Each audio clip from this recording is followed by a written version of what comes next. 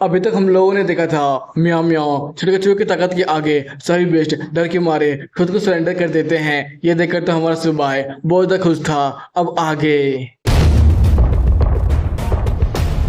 Episode की starting में हम लोग देखते हैं सभी बिस्टो को खुद के ऊपर नाटक करता हुआ देखकर होंग भागा भागा सुबह के पास जाता है और कहता है, सुबह अगर ये क्या चल रहा है, तूने सभी बिस्टो को टाइम तो नहीं कर लिया ना। ये सुनकर सुबह कह रहा था, हाँ हाँ कुछ ऐसा तुम लोग समझ सकते हो, क्योंकि ये सभी बेस्ट मेरे सामने झुक चुके हैं। मेरी ताकत को देखकर सचमुच मेरी ताकत तो कमाल की है। जिस सुनकर तो होंग और क्वैंगलिंग अपने मन में सोच रहे थे, हाँ, फिर क्या मतलब कि हमारा मैरिट पॉइंट। फिर सुबह दोनों बेस्टों से कह रहा था, फॉक्स क्लैन और डिएटर क्लैन, तुम लोग अब मेरे सामने सबमिट हो चुके हो। तुम लोग को मेरी हर एक बात माननी पड़ेगी, इसलिए हमारे राइट साइड फॉक्स क्लैन हमारा प्रोटेक्शन करेगा और डियर क्लैन हमारे लेफ्ट साइड। तो ठीक है, इसी के साथ चलो गाइस हम लोग चलते हैं मिस्टिक फॉरेस्ट की तरफ। ये सुनकर तो होंग कह रहा था, जब से ये दोनों क्लैन हमारी प्रोटेक्शन कर रही है सचमुच हमारा स्पीड तो काफी ज्यादा बढ़ गया है। लेकिन सुबह मुझे एक बात समझ में नहीं आ रहा है, आखिर तुमने इस फॉक्स क्लैन और डियर क्लैन के मोस्टर को मूर्ख कैसे बना लिया? क्या तूने सचमुच इन सबको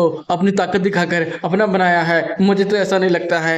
तभी हमारा छोटा कछुआ अचानक ही बाहर निकल जाता है। ये देखकर तो सुबह कहता है, अरे यार तुझे क्या हो गया, तू ये क्या कर रहा है? तुझे कहीं कोई खजाना तो नहीं मिल गया जिससे मैं अमीर हो जाऊं? तभी अचानक ही एक बड़ा सा सेंटीपीड बाहर निकलकर सीधे हमारे छोटे कछुए के ऊपर अटैक कर देता है। ये देखकर तो सुबह कहता है, अबे यार ये सेंटीपीड तो काफी ज्यादा ही बड़ा है। इधर तो होंग जल्दी से सबसे कहता है, जल्दी करो पीछे हटो, ये तो वही खतरनाक लार्ज लेग सेंटीपीड है। ये सुनकर तो चढ़ के रहा था, क्या लार्ज लेग सेंटीपीड? कहीं इसे तो नहीं कहते हैं जमीन का वो खतरनाक दानव? इधर सुबह पीछे मुड़ते हुए कहता है, आखिरकार तुम लोग इससे इतना ज्यादा डर क्यों रहे हो? क्या ये इतना ज्यादा खतरनाक है? फिर क्वेंगलिंग कहता है, हाँ सुबह ये काफी ज्यादा खतरनाक है। कहा जाता है ये सेंटीपीड अधूरे समय जमीन के अंदर रहते हैं, लेकिन ये जब बाहर निकलते हैं तो काफी ज्यादा ही आतंक मचा देते हैं। इनके पास हजारों से ज्यादा पेड़ हैं, जब ये चलते हैं ना तो आसपास के सभी चीजों को एक ही बार में काट छीट देते हैं। जो चैन भी कह रहा था, हाँ मैं तो ये भी सुना है जब ये मोस्टर के ऊपर भी चलते हैं तो उसके हजारों या फिर लाखों पीस कर देते हैं। ये तो काफी ज्यादा खतरनाक है। इधर तो सुबह अपने मन ही में सोच रहा था, अरे यार आखिरकार चल क्या रहा है? सामने में जो माहौल चल रहा है उसके हिसाब से ये लोग जो कह रहे हैं ये तो बिल्कुल ही गलत है। इधर हम देखते हैं हमारा छोटा कछुआ आराम से सेंटीपीड के गोदों में खेल रहा था और सारे सेंटीपीड भी उसे उछाल रहे थे। तभी हम लोग हमारे सिस्टम को देखते हैं जो कि एक्टिवेट होता है और सुनाता है, आपके लॉन्ग लेग सेंटीपीड आपसे अलायंस बनाना चाहते हैं, क्या आप ये एक्सेप्ट करना चाहेंगे? ये सुनकर तो सुबह बहुत ज़्यादा चौंका हुआ था और उसे भी एक्सेप्ट कर लेता है। अपने मन ही मन सोच रहा था, लगता है मेरे बेस्टों का यहाँ पर भी जादू चल गया। सेंसिट होता है मिस्टर फॉरेस्ट के अंदर में, जहाँ पर एक डीमन अपने सभी मॉन्स्टरों से कह रही थी, क्या कर रहे हो तुम लोग? कैसा सचमुच उचित जैसे इंसान हमारे हमारे मिस्टर फॉरेस्ट के अंदर आने के बारे में सोच रहे हैं? जय सुनकर एक गोरिल्ला सोल्जर आगे होते हुए कहता है, जी महारानी वो इंसान कल तक यहाँ तक पहुँच जाएंगे, लेकिन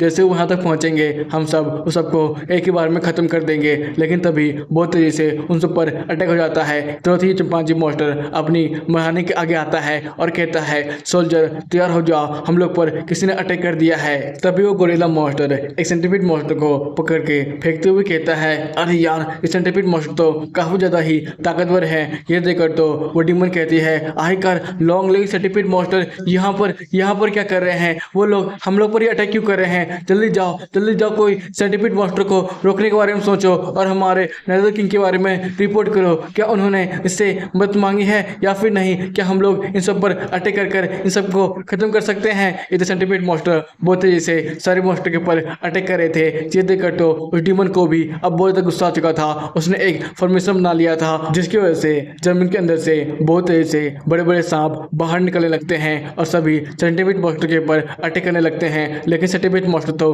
काफी ज्यादा तेज थे, वो सब सांप के सोल को वहां से काटते हुए आगे बढ़कर सीधे डीमन के ऊपर अटैक करने लगते हैं। ये देखकर तो उस डीमन क्वीन को भी अब बहुत ज्यादा गुस्सा आ चुका था। उसने अपना असली चेहरा दिखा दिया था और वो चिल्लाते हुए कह रही थी, आज सेंटीपीड मॉन्स्टर मैं तुम सबको खत्म कर दूंगी।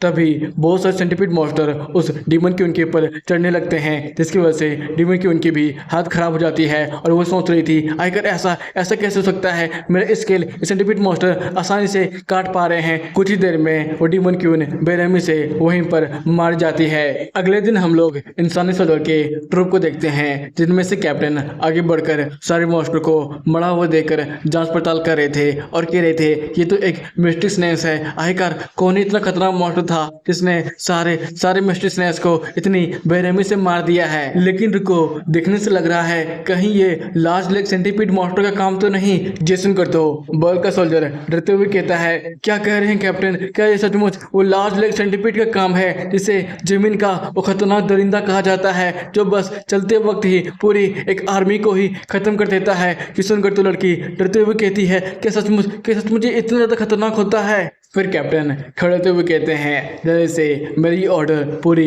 मैन फोर्स तो पहुंचा दो कि सामने मिट्टी फॉल्स के अंदर बहुत सारे लॉन्ग लेग सेंटीपीड मॉन्स्टर हैं जिन्होंने एक पूरी मॉन्स्टर आर्मी को ही खत्म कर दिया है। जिसकी वजह से मैं ऑर्डर पास करता हूं कि जितने भी इंसान अगर गलती से भी लॉन्ग लेग सेंटीपीड मॉन्स्टर के सामने आते हैं तो वहां से बिना लड़े ही भाग निकलेंगे अपनी जान बचाकर। सीन शिफ्ट होता है सुबह की टीम की तरफ, जहां पर सुबह अपने माथे को खुजलाते हुए आगे बढ़ रहा था और कह रहा था अरे यार ये मैन मिलिट्री आर्मी आखिर है कहां पर। तभी होंग पीछे से कहता है अरे सुबह तू हमें कहां ले जा रहा है यार, तुम्हें पता भी है हम लोग डायरेक्शन को भूल चुके हैं। मिलिट्री मैप में कहीं पर भी हमारा लोकेशन शो नहीं कर रहा है, ऊपर से पूरा मिस्टिक माउंटेन बस 300 किलोमीटर ही है और हम लोग इतनी देर से चल रहे हैं, लेकिन फिर भी ना ही हमें अभी तक हमारी ह्यूमन की मिलिट्री आर्मी मिली है और ना ही लुनचुआंग लेग। सुबह यार हमें तू ले कहां जा रहा है। इधर सुबह चलते हुए कह रहा था अरे यार तुम लोग क्या मेरे पर विश्वास नहीं कर रहे हो, मुझे लगता है तुम्हारा ये मैप ही गलत है। फिर होंग कहता है सुबह मजाक करना बंद भी करो, क्योंकि ये मिलिट्री मैप है तो ये गलत हो ही नहीं सकता है। ये सुनकर तो क्वैंगलिंग कह रहा था अरे यार चल क्या रहा है यहाँ पर, मतलब कि हम लोग सचमुच रास्ते को भूल चुके हैं। ये सुनकर सुबह अपने मन ही मन सोचता है कि सचमुच मैं भी गलत हो सकता हूँ। हाँ ऐसा हो भी सकता है क्योंकि मैं डायरेक्शन ढूंढने में बहुत बड़ा गधा हूँ। तभी हमारा होंग चिल्लाते हुए कहता है अबे सुबह तू पक्का डायरेक्शन ढूंढने में बहुत बड़ा गधा है, इसलिए हम लोग बार बार अपने डायरेक्शन को भूलते जा रहे हैं। अगर तुझे डायरेक्शन नहीं पता है तो हमसे बोलता ना, हम कुछ मदद करते हैं तुम्हारी। फिर क्वैंगलिंग कहता है अरे यार अब गुस्सा होने से क्या ही फायदा, अब जल्दी से डिस्कस ये करो हम लोग मिस्टिक फॉल्स के कुंचोंग लेक में पहुंचेंगे कैसे, क्योंकि मैं तो एक बहुत बड़ा गधा हूँ डायरेक्शन को ढूंढने में। इधर होंग भी उसी समय कहता है हाँ मैं भी बहुत बड़ा गधा हूँ डायरेक्शन ढूंढने में। जेसन करता हूँ सुबह कह रहा था तुम दोनों मुझे तब से बार बार गधा क्यों कह रहे थे, अब तुम लोग भी डायरेक्शन ढूंढने में उतने बड़े गधे हो। इधर तो होंग कह रहा था मतलब कि हम लोग अब यहीं पर खत्म होने वाले हैं, क्योंकि हम तीनों ही डायरेक्शन को ढूंढने में बहुत बड़े गधे हैं और ये मिस्टिक फॉल्स तो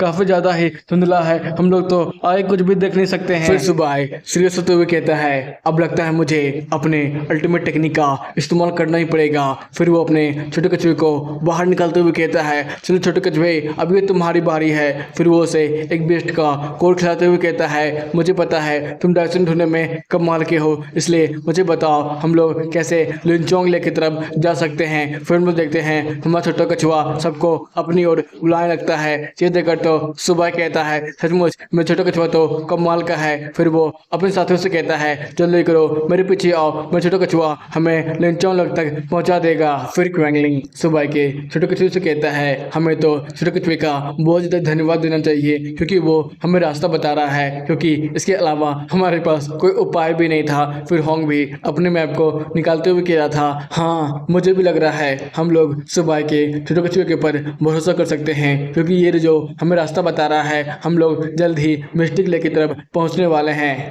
इधर सुबह तो चिल्लाते हुए कह रहा था आखिर तो यार तुम दोनों कहना क्या चाहते हो, मैं डायरेक्शन ढूंढने में इस कछुए से भी ज़्यादा बेकार हूँ, तुम लोग ये कैसे कर सकते हो। कुछ देर के बाद चलते हुए सुबह कह रहा था अरे यार जैसे जैसे हम लोग आगे बढ़ते जा रहे हैं तो मुझे ऐसा क्यों लग रहा है फॉग जो था वो बहुत ज़्यादा ही पतला बचा है। ये सुनकर तो क्वैंगली भी कहता है हाँ मुझे भी ऐसा लग रहा है। ये सुनकर तो सुबह दूर से हंसते हुए कहता है देखा मैंने बिल्कुल सही सोचा था, हमारा छोटा कछुआ तो बिल्कुल कमाल का है, इसने हमें मिस्टिक फॉल्स से बाहर पहुँचा दिया। फिर वो छोटे कछुए से कह रहा था मुझे लगा नहीं था तो इतना ज़्यादा काम का होगा। सामने की ओर देख देखकर क्वेंगलिंग कह रहा था, अरे यार हम लोग लगता है फिर से कहीं और ही आ चुके हैं। मुझे नहीं लगता है ये वही क्वेंगलिंग लेक है। ये सुनकर तो सुबह अपने छोटे कछुए से कह रहा था, अबे यार तू तू हमें अब कहाँ पर ले आया। फिर होंग मिलिट्री मैप को देखते हुए कह रहा था, अरे यार तुम लोग चिंता मत करो, शायद हमारा करंट लोकेशन क्वेंगलिंग लेक की तरफ ही है, लेकिन लगता है हम लोग काफी ज्यादा दूर निकल चुके हैं। ये वो जगह है जहाँ पर क्वेंगलिंग लेक आकर मिलती है। तभी अचानक ही वहां पर एक बड़ा सा ड्रैगन रोर करने लगता है। ये देखकर तो सबकी फट जाती है और क्वेंगलिंग कह रहा था, अरे यार ये क्या है। इधर सुबह वहां से भागते हुए कह रहा था, भाग बद्दो बदी भाग, बाद में कहना ये क्या है। अबे छोटे कछुए तूने तो हमें मरवा ही दिया था। अबे यार हम लोग तो गधे हैं, तुम तो सबसे बड़ा गधा है जो हमें इतने खतरनाक जगह पर ले आया था। फिर वो हॉन्ग से पूछता है, हॉन्ग अब जल्दी से ये बता कि हम लोग फिर से कहीं अननोन एरिया की तरफ भाग तो नहीं जा रहे हैं। तभी पीछे से आवाज आती है, ए तुम लोग कहाँ भाग रहे हो, मुझे मुझे जल्दी से बचाओ। तुम लोग जैसे छोटे मोटे जीव मेरे को पीछे छोड़ के कैसे जा रहे हो, जल्दी से मुझे बचाओ। ये सुनकर क्वेंगलिंग कहता है, अरे यार कोई पीछे चिल्ला रहा है, उसे बचाने के लिए क्या मुझे उसे बचाने के लिए जाना चाहिए। ये सुनकर सुबह कह रहा था, अरे यार उन सब बातों पर ध्यान ना दे, पहले भाग और पहले खुद की जान बचा। कुछ देर के बाद वो लोग देखते हैं कि वहां से वो खतरनाक क्रिएचर कहीं गायब हो गया था। ये देखकर सुबह अपने आप को रोकते हुए कहता है, हाँ यार हाँ, मैं तो बहुत ज्यादा थक चुका था, लेकिन ये चीज था क्या इतना ज्यादा खतरनाक, मुझे तो गूज़बम्प आ चुके थे। लेकिन अब मुझे कोई बताएगा हम लोग अब इस दुनिया के किस कोने में भटक चुके हैं। मुझे तो लगता है ये जो मिलिट्री मैप है एक नंबर का कचरा है। इसने तो ये कहा था कि ग्लिंचॉन लेक के आसपास कोई भी खतरनाक मॉन्स्टर नहीं है, तो फिर वो क्या था। फिर क्वेंगलिंग कहता है, मुझे तो लगता है हम लोग मिस्टिक फॉरेस्ट से ही अपना रास्ता भटक चुके हैं और क्वेंगलिंग लेक के अलावा किसी और ही लेक के पास हो चुके होंगे जहां पर वो खतरनाक मॉन्स्टर रहता होगा। इधर होंग भी कह रहा था, हाँ मुझे भी लगता है सुबह की तरह उसका एक छोटा सा कछुआ भी बेकार है डैक्सन को ढूंढने में। तभी वहां पर दो छोटे छोटे पेड़ आते हैं और एक बच्ची चिल्लाते हुए कहती है, तुम तीनों कमजोर रेस के इंसान, तुम्हारी हिम्मत भी कैसे हुई मुझे पीछे छोड़कर बस खुद की जान बचाकर वहां से भागने की कोशिश करने की। तुम्हें क्या आवाज सुनाई नहीं दिया था कि मैं बार बार चिल्ला रही थी मेरी जान बचाने के लिए, लेकिन तुम लोग फिर भी बस अपनी जान के बारे में ही सोच रहे थे। तुम सबको तो मैं। ये आवाज सुनकर तो सुबह पीछे मुड़ता है और कहता है, हाँ छोटी सी बच्ची कब हमारे पीछे आए। इधर तो होंग भी कह रहा था, हाँ मैंने भी एक आवाज तो सुना था, लेकिन उस समय मैं बस अपनी जान बचाकर दौड़ने के बारे में सोच रहा था। मैं तो कभी सोचा ही नहीं था कि वहां पर एक छोटी सी बच्ची हो सकती है। इधर हमारा सिस्टम होस्ट को कंसिडर करते हुए कहता है, आपने एक उस एंशिएंट ब्लड लाइन फॉरेस्ट को डिस्कवर किया है, क्या आप उसके साथ अपना ब्लड कॉन्टैक्ट बनाना चाहेंगे। फॉरेस्ट ब्लड लाइन को टेम करने में बहुत ज़्यादा ही मुसीबत आ सकती है, क्योंकि वो बचपन से ही बहुत ज़्यादा ही एरोगेंस और क्रूर होती है। उसके साथ संबंध बनाना थोड़ा मुश्किल हो सकता है। ये सुनकर तो सुबह बहुत ज़्यादा चौंका हुआ था और कह रहा था, क्या ये एक फोनिक्स है। फिर सिस्टम हमें उस बच्चे के बारे में बताते हुए कहता है, यह एक एंशिएंट फॉरेस्ट ब्लड लाइन से बिलोंग करती है। इसके पास फायर एट्रीब्यूट की पावर है, यह हर एक तरह के फायर को अपने द्वारा कंट्रोल कर सकती है। इसका भी कल्टीवेशन रूट डेवलप नहीं हुआ है। इसे एंशिएंट ब्लड लाइन को कल्टीवेट करने के लिए पुरानी फॉरेस्ट लाइन के मेथड को ही इस्तेमाल करना पड़ेगा, लेकिन अगर आप इसके साथ अपना ब्लड कॉन्टैक्ट बना लेते हैं तो आपका सिस्टम इसके फॉरेस्ट ब्लड लाइन को अवेकन कर देगा।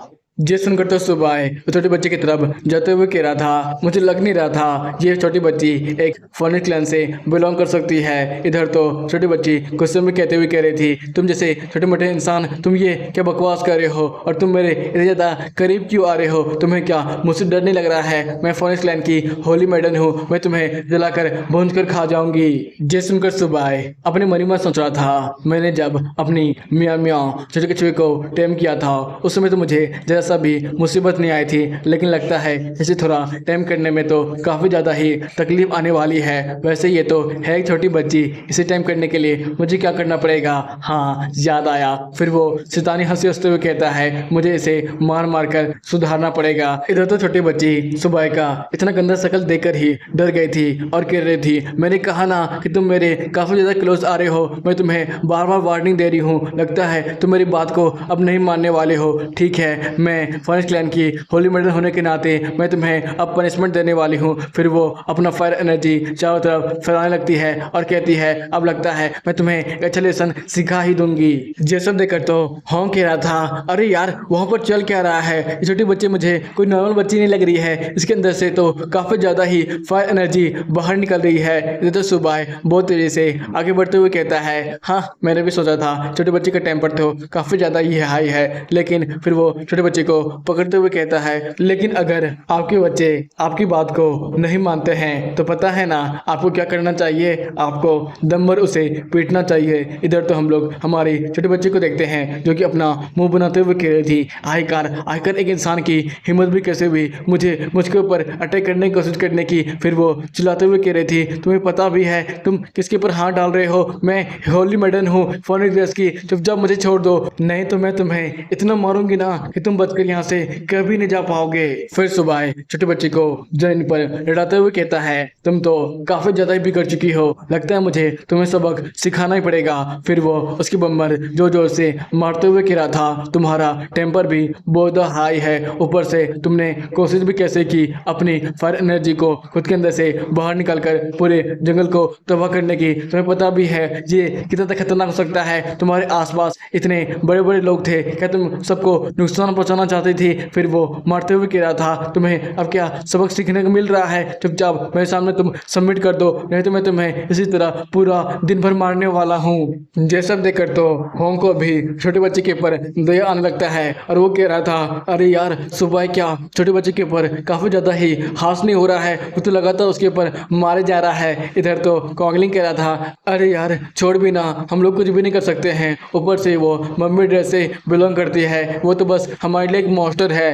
इधर वो छोटी बच्ची जमीन पर अपना हाथ पैर मारते हुए कह रही थी तुम इंसान, तुम गंदे इंसान, चिंता मत करो, तुम जैसे मुझे मार रहे हो ना इसका सूद समेत बदला मैं तुमसे बड़ी होने के बाद लूंगी, मैं भी तुम्हारे बम पर ऐसे ऐसे ही मारूंगी।